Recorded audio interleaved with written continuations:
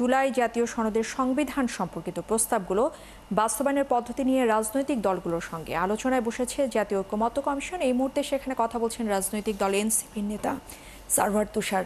আমরা সরাসরি চলে যাচ্ছি সেখানে।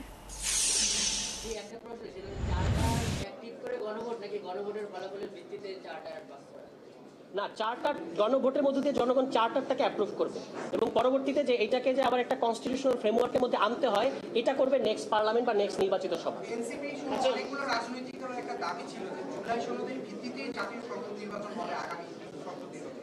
সেক্ষেত্রে এই জায়গায় আপনারা কি করবেন? এখন যদি রেফারেন্ডাম অর্ডার যে কথাটা এসেছে বা রেফারেন্ডাম অর্ডিন্যান্স কিংবা constitutional order legal frame order যে নামই দেওয়া হোক না কেন, এটা কিন্তু এই যে জুলাই সনদের ভিত্তিতে যে নির্বাচন তার কাছাকাছি।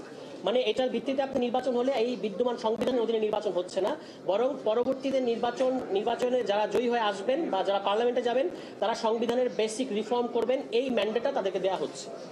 কিন্তু সেই ক্ষেত্রে তো যারা নির্বাচন কমিশনের পক্ষ থেকে বলা হয়েছে যে পিআরজি পদ্ধতি বা দ্বিপক্ষ বিশিষ্ট যে পদ্ধতি এটা সংবিধানে নাই, সুতরাং আগামী সংসদ নির্বাচন ওই পদ্ধতিতে হওয়ার কোনো অপশনই নেই। না, নির্বাচন এখানে একটা জিনিস আপনাদেরকে খেয়াল করতে হবে যে নির্বাচন কমিশন যে বক্তব্যগুলো দেয় তারা বিদ্যমান সংবিধানকে ধরে নিয়ে বক্তব্য দেয়, কিন্তু আমরা কিন্তু এখানে যে আলোচনাগুলো করছি সেটা হচ্ছে বিদ্যমান সংবিধানের অনেকগুলো জিনিসকে আপনার এক্সিড করে।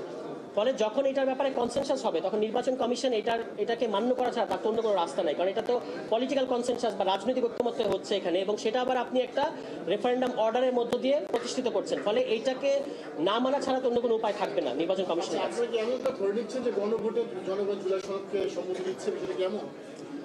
আমরা তো মনে করি যে যদি সমস্ত রাজনৈতিক দল এখানে একমত হয় যে গণভোট হবে, তাহলে বাংলাদেশের জনগণ, এবং যেহেতু রাজনৈতিক দলগুলো জনগণেরই প্রতিনিধিত্ব করে, ফলে তারা তখন যখন দেখবে যে রাজনৈতিক দলগুলো একমত, তখন জনগণ আসলে এই জুলাই সনদের প্রশ্নে আমরা তো জনগণের মধ্যে কোনো নেতিবাচক ব্যাপার দেখি না।